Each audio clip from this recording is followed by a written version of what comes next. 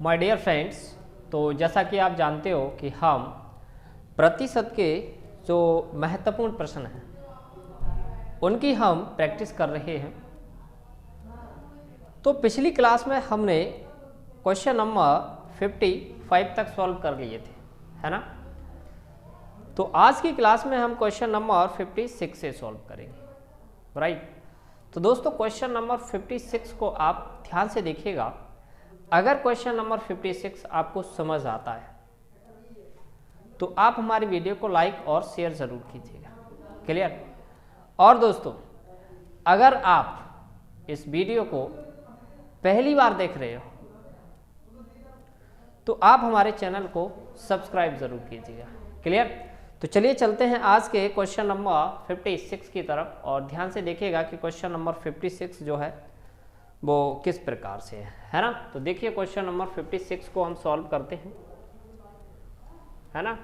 देखिए question number 56 क्या बोल रहा है कि एक संख्या गलती से 4/3 की बजाय 3/4 से गुणा हो जाती है, तो परिणाम में कितने प्रतिशत गलती है। देखिए अब मैं आपको समझाता हूं। देखिए एक है सही संख्या, ध्यान से देखना दोस्तों। एक है हमारी सही संख्या, ठीक है, और दूसरी है गलत संख्या। समझना ध्यान से दोस्तों, ठीक है। सही संख्या कौन सी है 4/3, गलत संख्या कौन सी है 3/4। तो देखिए दोस्तों मैं आपको बताता हूं, ध्यान से देखिएगा। जैसे यहां पर एक मैंने बॉक्स बना दिया और एक बॉक्स मैंने यहां पर बना दिया, ठीक है। तो ये जो संख्या है ना, इसमें उसने जो सही संख्या है वो 4/3 से गुणा करना था, 4/3 से गुणा करना था, लेकिन कर कितने से दिया 3/4 से, है ना। कर कितने से दिया 3/4 से।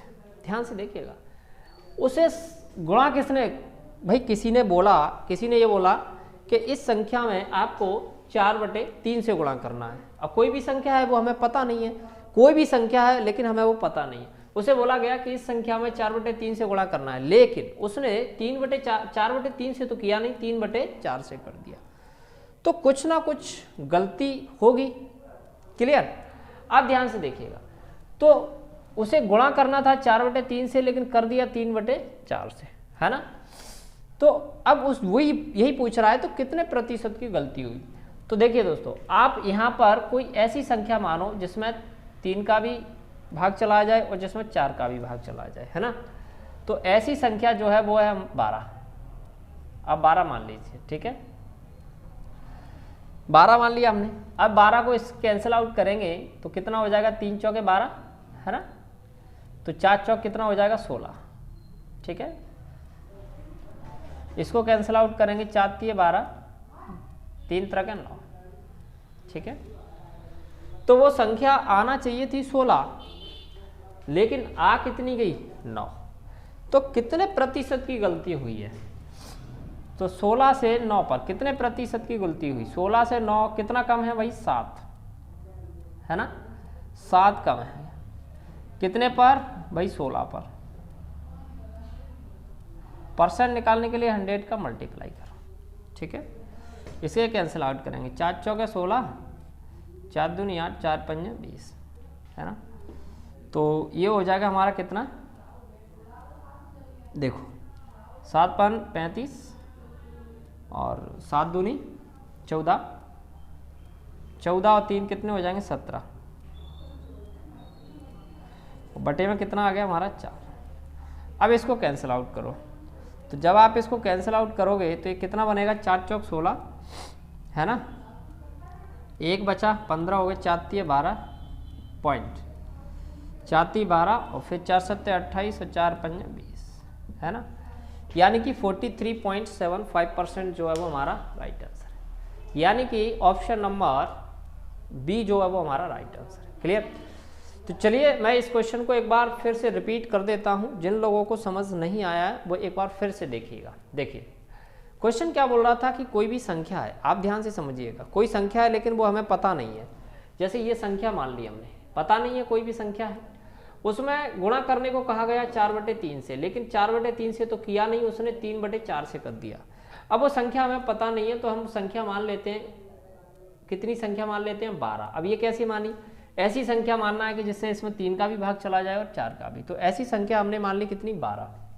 ठीक है, आप कोई भी संख्या मान सकते हैं जिसमें 3 का भी भाग चला जाए और 4 का भी भाग चला जाए। ठीक है, तो यहाँ पर 12, यहाँ पर भी 12, 3 चौके 12, 4 चौक कितने हो गए 16, 4 तिये 12, 3 तरह के कितने हो गए 9। तो संख्या आनी चाहिए थी 16, लेकिन आ कितनी गई 9। कितनी की कमी हुई है 7 की, कितने पर हुई है 16 पर। परसेंट निकालने के लिए 100 का मल्टीप्लाई किया, कैलकुलेट किया तो कितना आ गया 43.75%। राइट। तो दोस्तों ये था हमारा क्वेश्चन नंबर 56 और उम्मीद करता हूं कि आपको समझ आया होगा। राइट, तो चलिए अब हम चलते हैं क्वेश्चन नंबर 57 की तरफ। चलिए दोस्तों, अब हम क्वेश्चन नंबर 57 सॉल्व करने जा रहे हैं। आप ध्यान से देखिएगा, देखिए क्या बोल रहा है कि एक भिन्न ऐसा है कि जब इसको अंश के दुगने और हर के 3 गुने से क्रमानुसार +10% और -30% से बदलते हैं तो हमें 11% का, और की जगह का है, ध्यान से देखिएगा, 11% का 16/21 प्राप्त होता है, तो वास्तविक संख्या क्या है। अब देखिए कोई भिन्न है, हमें पता नहीं है, तो उस भिन्न को हम मान लेते हैं। कितना मान लेते हैं, x/y, कुछ भी मान लो। ठीक है, तो हमने भिन्न मान लिया, कितना मान लिया x, जो भिन्न है ना, भिन्न ध्यान से देखना दोस्तों। ठीक है, तो जो भिन्न है हमने वो कितना मान लिया x/y। ठीक है, अब बोल क्या रहा है कि इसके अंश को दुगने, ये अंश होता है और ये हर होता है, ध्यान से समझना दोस्तों, ये अंश होता है और ये हर होता है। ठीक है, तो यहां से हम सॉल्व कर रहे हैं इसको। ठीक, ये अंश है और ये हर है, तो बोल क्या रहा है कि अंश के दोगुने, ये अंश है, अंश का दोगुना।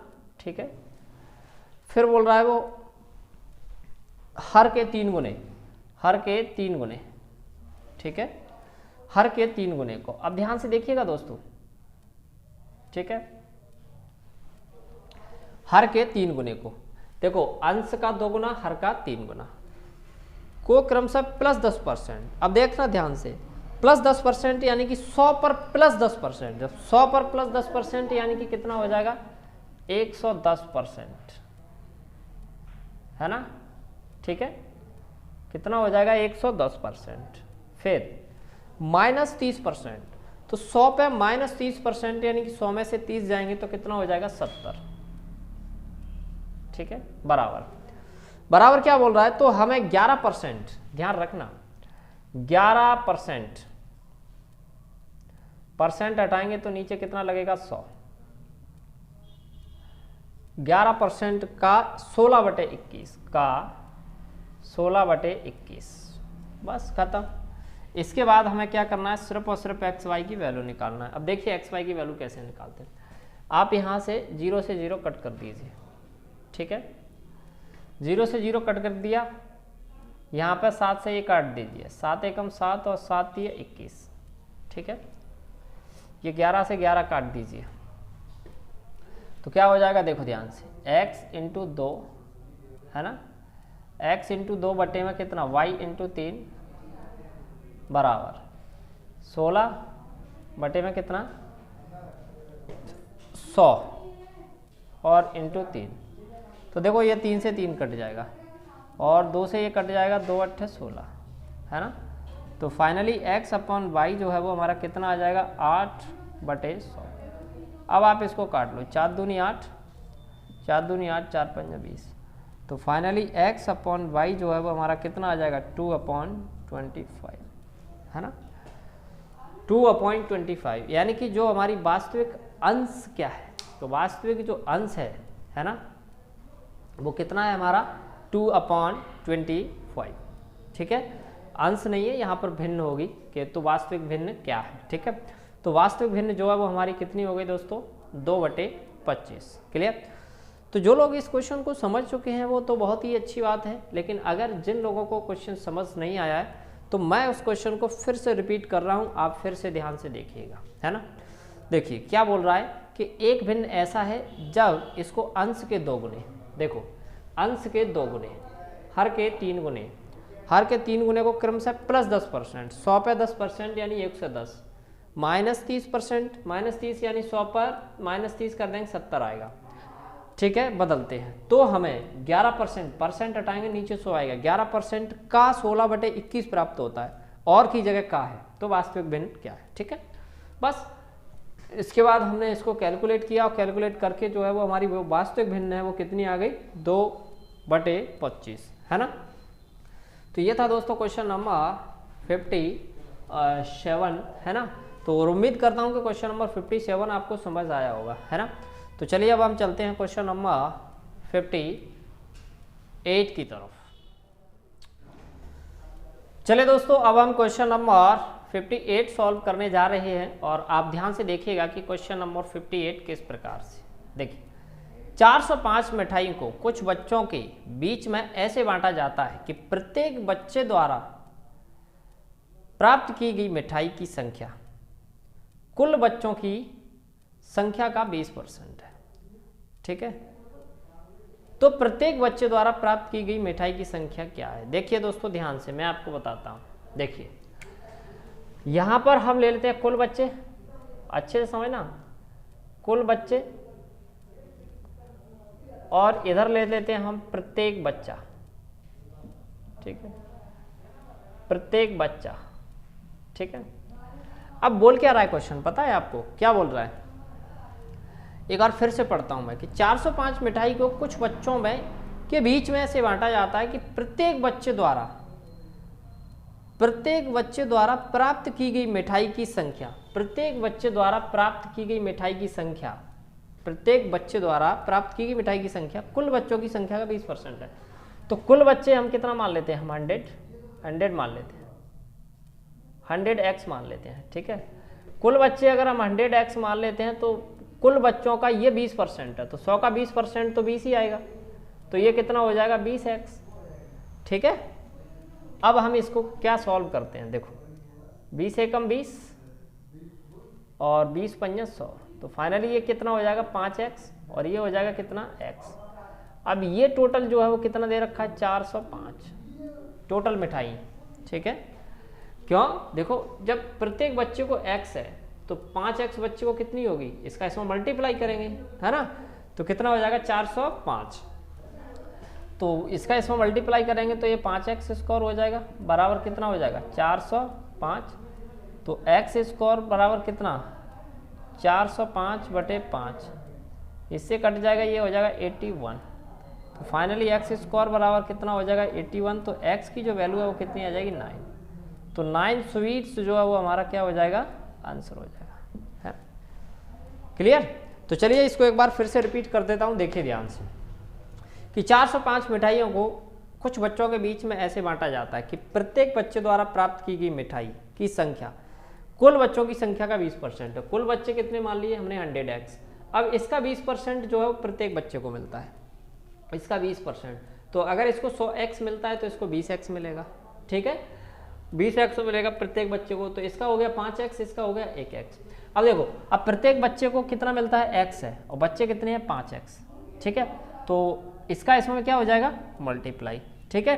तो प्रत्येक x को अगर x मिलता है और टोटल कितने हैं 5x, तो x का 5x को मल्टीप्लाई हो जाएगा, टोटल मिठाई हमारी कितनी दे रखी है 405, तो यहाँ से जब हम x की वैल्यू निकालेंगे तो x की वैल्यू निकालेंगे तो 9 स्वीट्स जो है वो हमारा आंसर आ जाएगा, क्लियर। तो दोस्तों ये था हमारा क्वेश्चन नंबर 58, और उम्मीद करता हूँ कि आपको क्वेश्चन नंबर 58 समझ आया होगा, है ना। तो चलिए अब हम चलते हैं क्वेश्चन नंबर 59 की तरफ। चलिए दोस्तों अब हम क्वेश्चन नंबर 59 सॉल्व करने जा रहे हैं, और ध्यान से देखिएगा कि क्वेश्चन नंबर 59 किस प्रकार से। देखिए 1 दर्जन अंडे की कीमत में 50 पैसे की कमी होने पर एक व्यक्ति 66 रुपये में 1 दर्जन अंडे अधिक खरीदता है, तो दर्जन के हिसाब से अंडों की वास्तविक कीमत क्या है। देखिए अगर हम वास्तविक कीमत की बात करें, हमें पता नहीं है तो हम वास्तविक कीमत जो है वो हम मान लेते हैं, ठीक है। हम क्या मान लेते हैं, ध्यान से देखिएगा, वास्तविक कीमत जो है वो हम कितनी मानते हैं, x मान लेते हैं, ठीक है।